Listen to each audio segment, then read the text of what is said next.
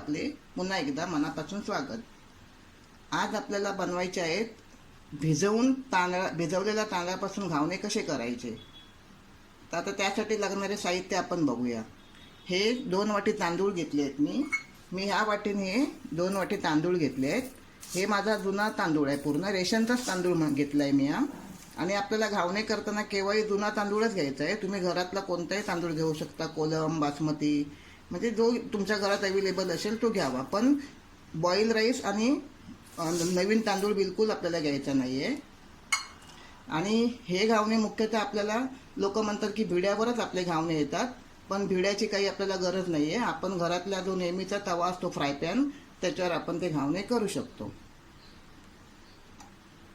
त्यासाठी लागणारे आता हे साहित्य आहे. तांदूळ मी हा रात्रभर तांदूळ पाण्यात भिजत ठेवला होता, 2-4 पाण्याने धुवून स्वच्छ भिजत ठेवला होता. पाणी, तेल आणि हे मी किशी घेतली आहे नारळाची आपल्या तव्याला लावण्यासाठी. मुंबईत आपल्याला कसं गावच्या ठिकाणी काय करतात, जो केळीचा खांब असतो त्या खांबाने तेल लावतात किंवा किशीने तेल लावतात. तर नारळाच्या किशीने जर आपण तव्याला तेल लावलं तर अगदी छान घावण्यांना वास येतो, सुगंध येतो. आणि मुंबईच्या ठिकाणी आपल्याला काही नारळाचे एक दिसत नाहीत, म्हणून आपण शक्यतो हे घ्यायचं. जर तुम्हाला हे आवडत नसेल तर एखादा ब्रश वापरू शकता. आता आपल्याला सगळ्यात अगोदर काय करायचं आहे, हे जे रात्रभर आपण पाण्यात भिजत ठेवलेले तांदूळ आहेत ते मिक्सरला अगदी बारीक वाटून घ्यायचे आहेत. आता मी ते पहिले मिक्सरला बारीक वाटून घेते. आता सगळ्यात अगोदर काय करायचं, आपण हे जे भिजत टाकलेले तांदूळ आहेत त्यातलं हे पाणी आपण एका बाउलमध्ये काढून घेऊया.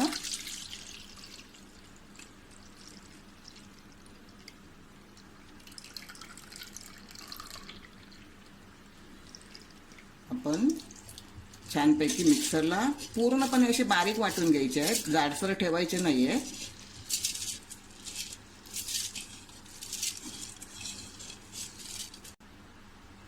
थोडंसं आपल्याला पाणी टाकायचं आहे. मी अर्धा पेला पाणी टाकलं आहे. आणि आता आपण हे छान असं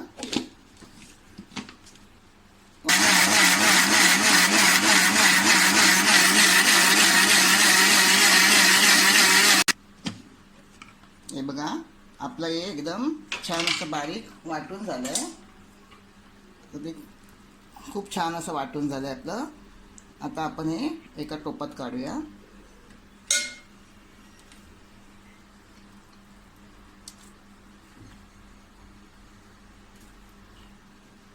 आता हे जे आपण तांदळातलं पाणी काढून ठेवलं आहे तेच आपण त्यात वापरायचं आहे, म्हणजे जेणेकरून आपल्या त्या पाण्यातले जीवनसत्व निघून जाऊ नयेत म्हणून मी ते पाणी फेकून दिलेलं नाही आहे.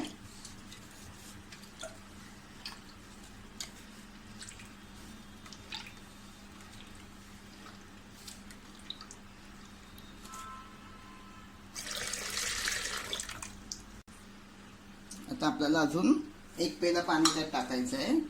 म्हणजे आपल्याला एकदम पातळ बनवायचं नाही आणि एकदम घट्टही ठेवायचं नाही आहे ते पीठ. आपण थोडं अंदाजाने थोडं असं पाणी टाकून घ्यायचं आहे आणि छान असं व्यवस्थित ढवळून घ्यायचं आहे.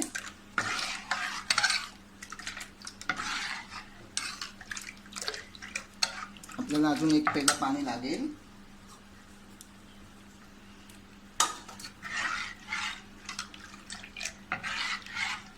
आपण मोजूनच पाणी घेतलं पाहिजे की बाबा 2 पेले लागतात, 3 पेले लागतात, अशा हिशोबाने घ्यायचे नाही आहेत.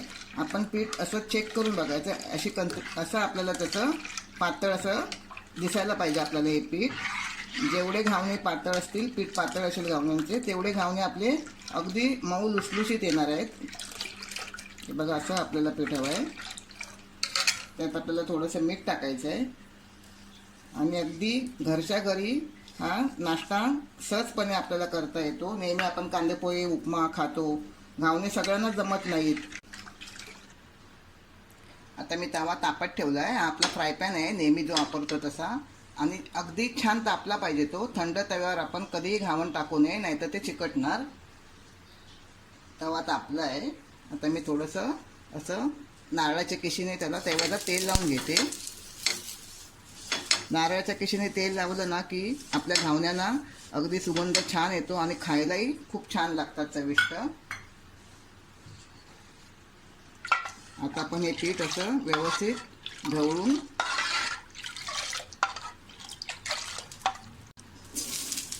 असं आपल्याला कडेने सोडायचं आहे आणि नंतर आपल्याला याच्यामध्ये टाकायचं आहे, म्हणजे त्याला जाळीसुद्धा खूप छान येते. आणि तवा आपल्याला मध्यम याच्यावर ठेवायचा आहे, जास्त स्लो ठेवायचा नाही आहे. आणि आता आपल्याला हे छानपैकी बाजूने कडा सुटेपर्यंत त्याला तव्यावर असं शिजत ठेवायचं आहे. बघा आता आपल्या या घावण्याला कशी अशी बाजूने ही कडा सुटली आहे, म्हणजे आपलं हे घावणं असा उचलला की आपण समजायचं की आपला घावणा तयार झालेला आहे. आणि घावणा आपल्याला दोन्ही बाजूनी शेकवायचा नाही आहे, हा एका बाजूनीच असं आपल्याला शेकून घ्यायचं आहे. आणि छान असा असा फोल्ड परतून दुडून असा आपल्याला हा काढून घ्यायचा आहे. अशाच प्रकारे आपण आता हा दुसरा घावणासुद्धा टाकूया. आपण हे ब्रशने तेल लावूया. मी मगाशी तुम्हाला नारळाच्या किशीने तेल लावलेलं दाखवलं होतं.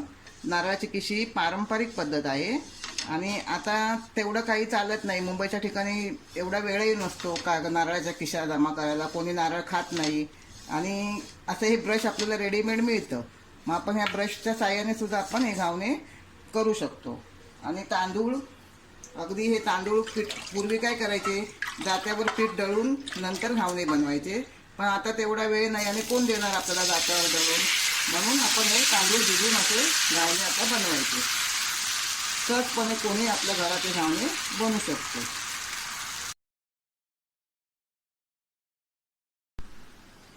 बघा आता हे आपले खाण्यासाठी घावणे तयार. हे घावणे आपण चहा बरोबर अतिशय सुंदर लागतात. आणि जर आपल्याला कधी वाटलं की दुपारी काहीतरी जेवणासाठी सुद्धा करायचे आहेत तर आपण ते काळ्या वाटाण्याच्या सांबारासोबत सुद्धा खाऊ शकतो.